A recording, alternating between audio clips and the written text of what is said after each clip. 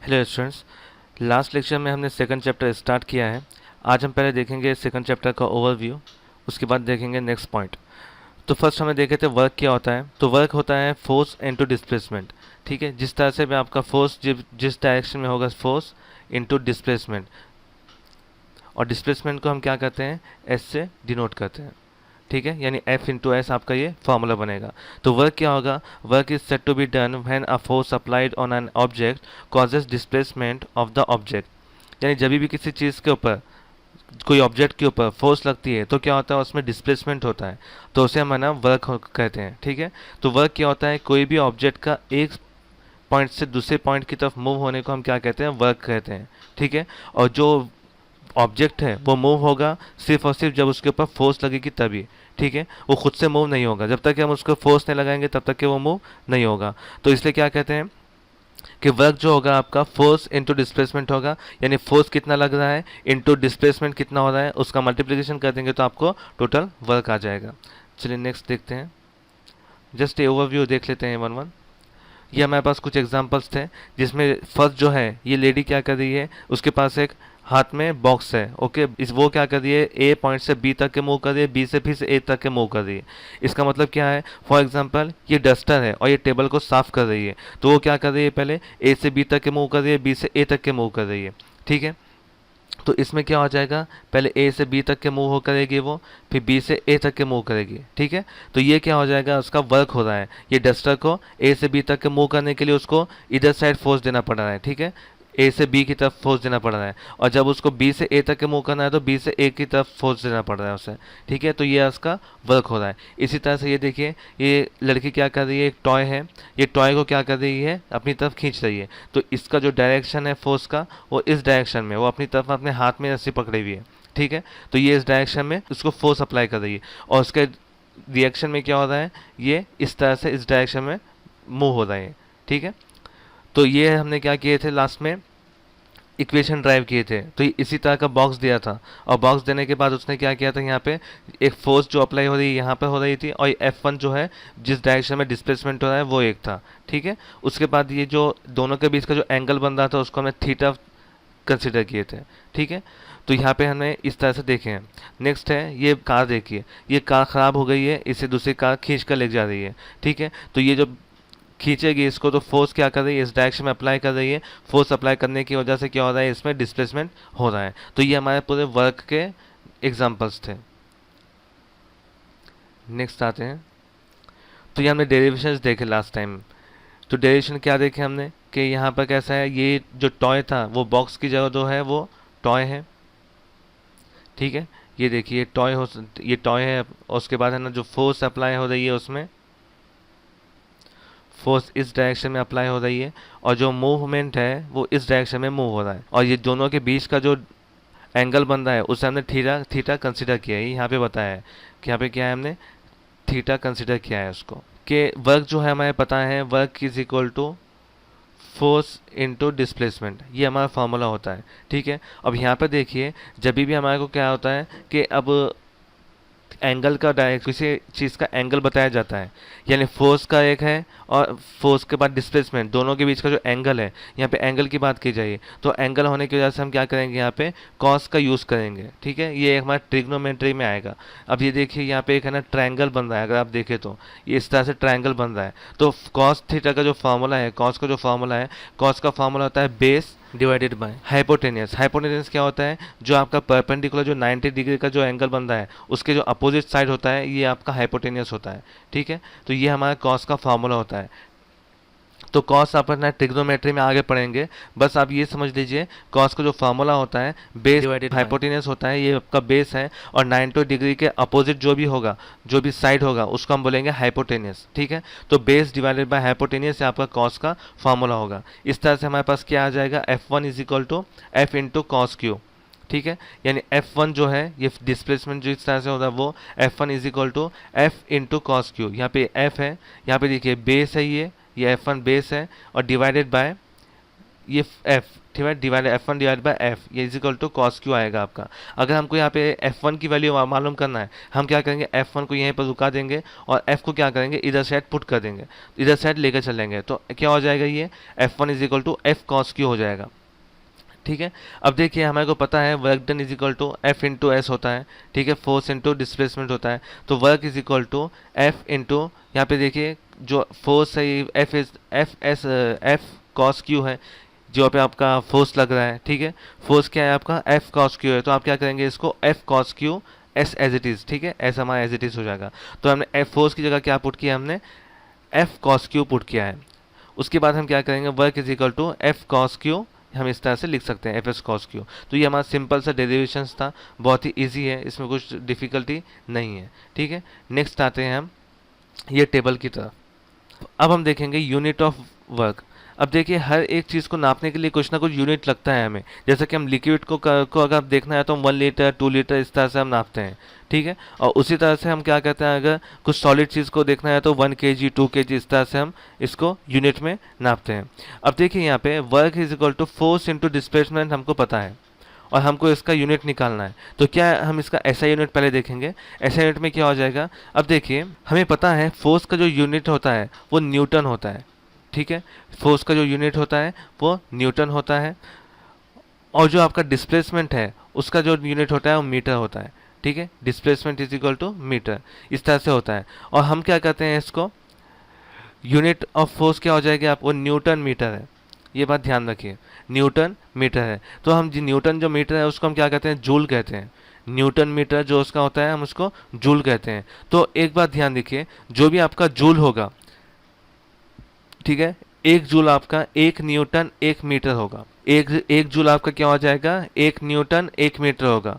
और उसी तरह से हम इसको क्या लिख सकते हैं, 1 joule is equal to 1 N into 1 M। तो ये आपका ऐसा यूनिट में होगा। इसी तरह से CGS यूनिट भी होता है, तो CGS में यूनिट में क्या होता है, CGS यूनिट में होता है सेंटीमीटर, यहाँ पे आता है हमेशा सेंटीमीटर। तो यहाँ पे देखिए वर्क को हम क्या कहते हैं, डाइन में है ना डिनोट करते हैं, यहाँ पे हमेशा वर्क हम क्या करेंगे, डाइन में डिनोट करेंगे। और इसको बाद यहाँ पे देखिए डाइन में हम है ना क्या करेंगे, इसको यूनिट को मेजर करते हैं, यानी क्या हो जाएगा आपका work is equal to F into S. Force को हम क्या करते हैं, डाइन में क्या करते हैं, डिनोट करते हैं, और आपका डिस्प्लेसमेंट होता है उसको हम सेंटीमीटर में करते हैं, ठीक है। तो अब क्या हो जाएगा, वर्क का यूनिट क्या हो जाएगा हमारा, डाइन सेंटीमीटर हो जाएगा, ठीक है, वर्क इज डाइन सेंटीमीटर। और इसी को हम क्या कहते हैं, अर्ग कहते हैं, ERG। जैसे यहाँ पे हम जूल कर रहे थे, यहाँ पे हम इसको अर्ग कहेंगे, ERG कहेंगे, ठीक है। तो 1 अर्ग क्या हो जाएगा हमारा, 1 erg is equal to 1 dyne into 1 centimetre, ये होगा हमारा। CGS में हम इसको क्या कहेंगे, अर्ग कहेंगे, SI यूनिट में हम इसको जूल कहेंगे, 1 डाइन इंटू 1 सेंटीमीटर हो जाएगा यहाँ पे, और यहाँ पे हमारा क्या हो जाएगा, 1 न्यूटन और 1 मीटर हो जाएगा, इस तरह से, ठीक है, 1 डाइन इंटू 1 सेंटीमीटर। हम क्या करते हैं यहाँ पे SI यूनिट में मीटर में देखते हैं और CGS यूनिट में सेंटीमीटर में देखते हैं, ठीक है। तो ये आपके बेसिक यूनिट के बारे में था। नेक्स्ट आते हैं रिलेशनशिप बिटवीन जूल एंड अर्ग। ओके, तो यहाँ पे ध्यान दीजिए, तो यहाँ पे देखिए यहाँ पे कुछ लिखा हुआ नहीं है, मैं लिख देता हूँ।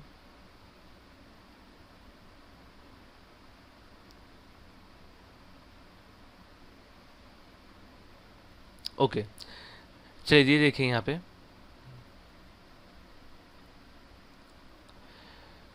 ओके, ये एडिटिंग में नहीं आया था, अभी देखिए ये पूरा करेक्ट हो चुका है। ये देखिए यहाँ पे हमेशा हमारा जो रिलेशनशिप अगर देखना है हमें, तो ये बात याद रखिए, 1 न्यूटन होगा 10⁵ डाइन, ओके, 1 न्यूटन 10⁵ डाइन होता है, और 1 मीटर जो होता है वो 100 सेंटीमीटर, यानी हम उसको 10⁻² भी लिख सकते हैं, ओके। तो ये आपका हो जाएगा 1 metre is equal to 10⁻² centimetre.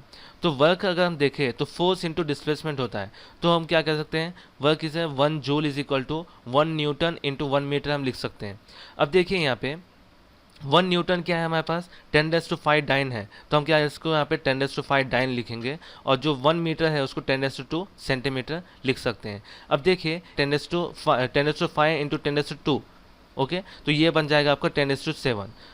10⁵ जब भी आपका क्या होता है, दोनों में मल्टीप्लिकेशन होता है, और यहाँ पे 5 है और यहाँ पे 2 है, तो क्या हो जाएगा 10⁵ plus 2 is equal to 7, is equal to 10⁷7। इस तरह से आएगा इसका आंसर। ठीक है, जो भी आपका ऊपर जो पावर होगा, पावर का एडिशन हो जाएगा। तो यहाँ पे देखिए 1 joule is equal to 10⁵ dyne है इंटू 10⁵2 सेंटीमीटर है। जब दोनों का मल्टीप्लिकेशन करेंगे तो आ जाएगा आपका 10⁷7 डाइन एंड सेंटीमीटर। ठीक है, डाइन सेंटीमीटर, और डाइन और सेंटीमीटर जो होगा उसको हम लिखेंगे अर्ग। ठीक है, उसको हम अर्ग लिख सकते हैं। तो अब देखिए 1 जूल इज इक्वल टू 10⁷7 अर्ग होगा। ओके, ये आपका रिलेशनशिप एक डेरिवेशन है सिंपल सा। आपको क्या है पता कर याद रखना है कि हमेशा 1 न्यूटन क्या हो जाएगा 10⁵ डाइन होगा, और 1 मीटर होगा आपका 10²। ओके, 10² मतलब 100 सेंटीमीटर, सिंपल। उसके बाद आपके पास फॉर्मूला है work is equal to force into displacement. तो हम क्या करेंगे, वर्क का जो है 1 joule is equal to 1 newton into 1 metre हम लिख सकते हैं। और हमें पता है न्यूटन का जो है वो 10⁵ डाइन होता है, और 1 मीटर 10² हो जाता है। ठीक है, 10² सेंटीमीटर हो जाएगा। तो हम इसको लिख सकते हैं 1 joule is equal to 10⁷7 dyne centimetre, और जो डाइन सेंटीमीटर होता है वो अर्ग होता है, यानी 1 जूल इज इक्वल टू 10⁷7 अर्ग होगा। तो ये हमारा सिंपल रिलेशनशिप था जूल और अर्ग में। नेक्स्ट पॉइंट देखते हैं। वीडियो को पॉज कीजिए और आराम से लिख लीजिए। यहाँ पे जो स्क्वायर से वो जो थे, स्क्वायर था और 10⁵ था, ये ना इसमें एडिट में नहीं आया है, वो आपने देख के लिख लेना। नेक्स्ट देखिए positive, negative and zero work. ये देखिए बहुत इंपॉर्टेंट है, पॉजिटिव, नेगेटिव और ज़ीरो वर्क। हमने फर्स्ट जो टेबल देखे, वो टेबल में क्या था, हमने देखे कि अगर सेम डायरेक्शन में फोर्स का डायरेक्शन और डिस्प्लेसमेंट का डायरेक्शन सेम है, तो उसका जो थीटा जो वैल्यू बन रही थी वो 0 बन रही थी। ठीक है, और हमने उसको वहाँ पे लिखा था पॉजिटिव वर्क हो रहा है। ओके, या हमने उसको वहाँ पे बताया था कुछ वर्क हो रहा है जो कि पॉजिटिव में हो रहा है, वो हमने देखा था। तो अब देखिए जब भी आपके थीटा की वैल्यू सेम होगी, यानी आपका फोर्स का वैल्यू, फोर्स का जो डायरेक्शन और डिस्प्लेसमेंट का डायरेक्शन सेम होगा, आपकी थीटा की वैल्यू 0 बनेगी, तो हो जाएगा आपका पॉजिटिव वर्क। ओके, अपोजिटली अगर आपने देखे कि फोर्स का डायरेक्शन इस तरह से है, ठीक है, फोर्स इस डायरेक्शन में मूव हो रही है और आपका डिस्प्लेसमेंट क्या है, इस डायरेक्शन में हो रहा है, यानी उसके अपोजिट डायरेक्शन में। मतलब क्या है, यहाँ पे दोनों का जो एंगल है ये 180 डिग्री बन रहा है। यहाँ पे देखिए 180 डिग्री बन रहा है एंगल। तो हम इसको क्या कहेंगे, तो हम इसको बोलेंगे नेगेटिव वर्क कहेंगे। ओके, तो यहाँ पे देखिए फॉर एग्जांपल, अगर आपको एग्जांपल देखना है, एक स्लाइड है, यहाँ पे आपकी क्या है, कार यहाँ पे रुक गई है, और आप क्या कर रहे हैं, इसको इस डायरेक्शन में, अपोजिट डायरेक्शन में क्या कर रहे हैं, उसको फोर्स कर रहे हैं, मतलब ढकल रहे हैं। लेकिन कार क्या हो रही है, नीचे की डायरेक्शन में आ रही है, मतलब उसका डिस्प्लेसमेंट इधर साइड हो रहा है और आप उसको फोर्स अप्लाई कर रहे हैं उसके अपोजिट डायरेक्शन में, यानी दोनों का एंगल जो बनेगा ये 180 डिग्री बन रहा है। तो इसको हम बोलेंगे negative work. Okay, negative work हम इसको बोलेंगे। अब देखेंगे नेक्स्ट जो है पॉइंट, फोर्स जो लग रही है, ठीक है, 90 डिग्री बनाती है, 90 डिस्प्लेसमेंट। देखिए ये आपका ऑब्जेक्ट रखा हुआ है और आप फोर्स इस तरह से लगा रहे हैं, फोर्स उसके 90 डिग्री परपेंडिकुलर लगा रहे हैं, ऊपर या फिर नीचे किसी भी डायरेक्शन में, लेकिन उसको 90 डिग्री परपेंडिकुलर लगा रहे हैं। तो उसमें क्या हो जाएगा, कुछ है ना, डिस्प्लेसमेंट नहीं होगा, यानी वो चीज़ ना तो इधर साइड हलेगी ना फिर इधर साइड हलेगी, तो वो क्या हो जाएगा, आपका डिस्प्लेसमेंट नहीं हो रहा, तो इसको हम बोलेंगे जीरो वर्क। फॉर एग्जाम्पल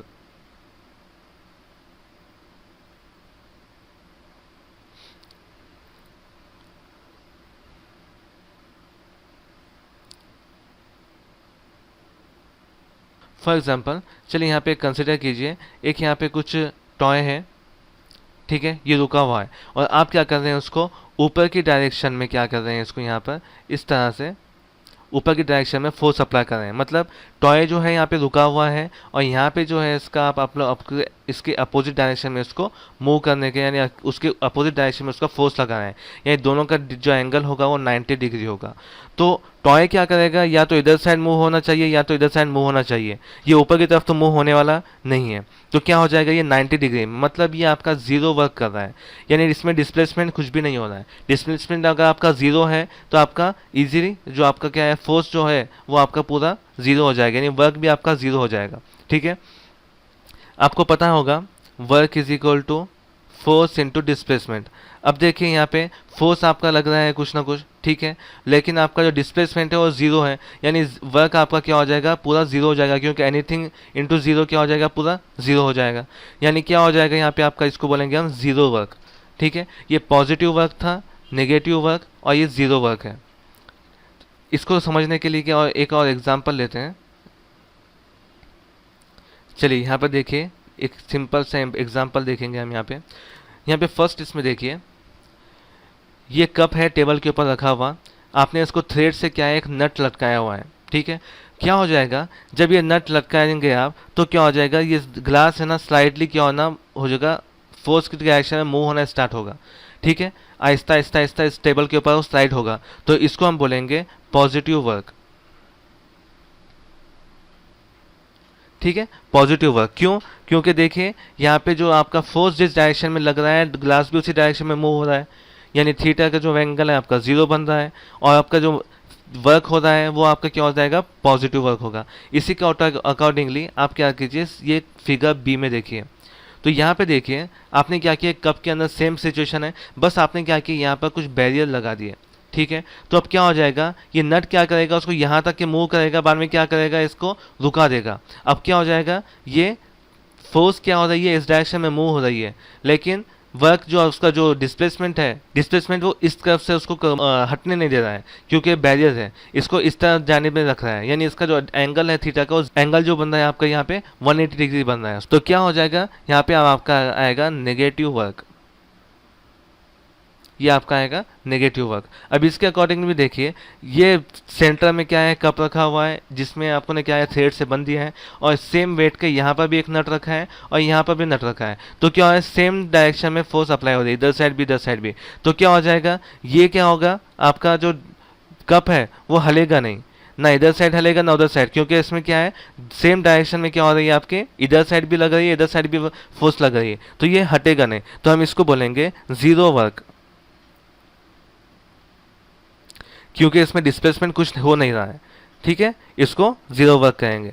ये देखिए यहाँ पर डिस्प्लेसमेंट फोर्स की डायरेक्शन में हो रहा था, इसलिए पॉजिटिव वर्क बोले। यहाँ पे डिस्प्लेसमेंट क्या हो रहा था, फोर्स अलग डायरेक्शन में लग रहे थे, लेकिन डिस्प्लेसमेंट यहाँ पे अलग डायरेक्शन में मूव होने की कोशिश कर रहा था, यानी बैरियर की वजह से रुक गया था, तो इसको नेगेटिव वर्क कहेंगे। और जब यहाँ पे डिस्प्लेसमेंट कुछ भी नहीं होगा तो आपका क्या हो जाएगा, ये जीरो वर्क होगा, ठीक है। समझ में आ गया आपको। अगर कुछ प्रॉब्लम है तो आप पूछ सकते हैं, ठीक है।